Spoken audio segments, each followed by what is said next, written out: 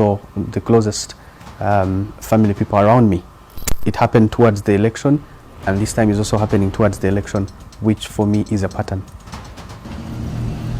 The government surveillance program in Uganda has targeted the phones and devices of people it has identified as its opponents, intercepting emails, gathering information, and tracking their location against their will.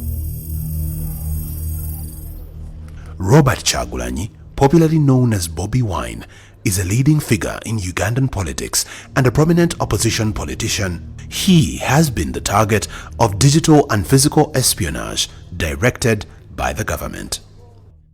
This is yet another piece of evidence of a regime that is scared of voices of dissent and is intending to crack down on opposition regardless of what laws and freedoms they violate. It's unfortunate that this is happening in East Africa, most importantly in Uganda, where dictatorship emanates and is threatening to spread across the region. The surveillance technology that the government is using has been sourced from China, Israel, Russia, and elsewhere. According to Privacy International, the Ugandan government has a contract with Huawei to supply and install surveillance equipment throughout Uganda. This camera on this day.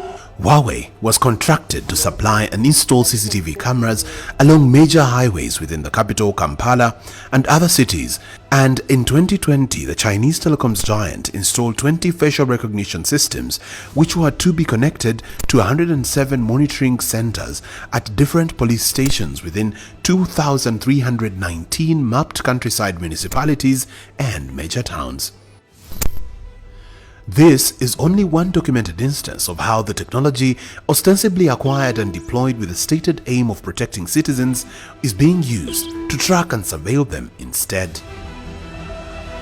My name is KYAGULANYI SENTAMU. Bobiwine attests to the chilling effect that this surveillance can have, with the clear goal being to intimidate and dissuade opponents of the government from freely engaging in politics. It has greatly inconvenienced me and my family and my colleagues who I work with. For example, imagine back at home, the rooms that we don't use anymore, where we have cameras that are looking through the windows we don't open anymore. There are places around our house where we don't feel comfortable being anymore because we have cameras looking directly into our fence. It's a violation of our privacy.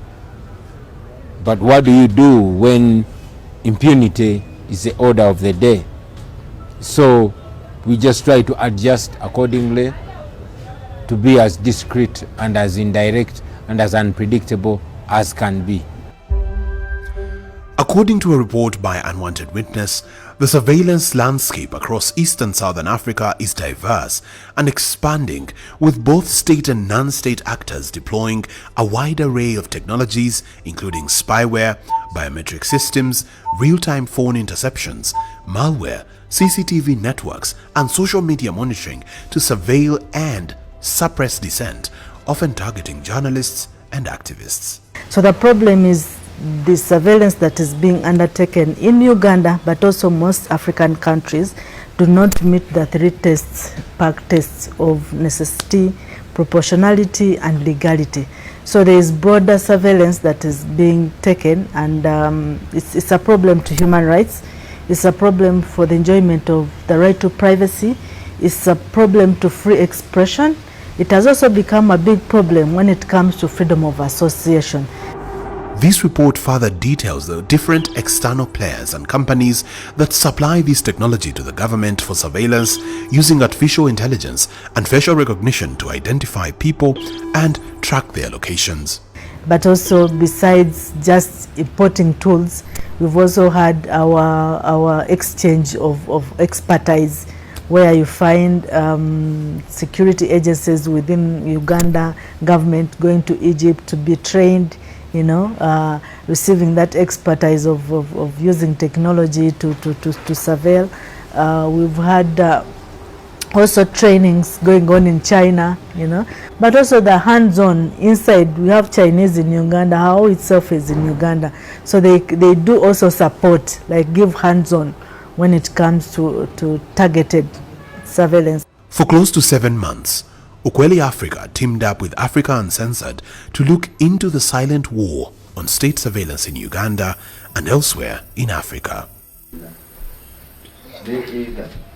This is Mudogo, not his real name, a state operative in the police intelligence unit. He has agreed to speak to us, but with a protected identity. He has gathered state intelligence for the last 15 years.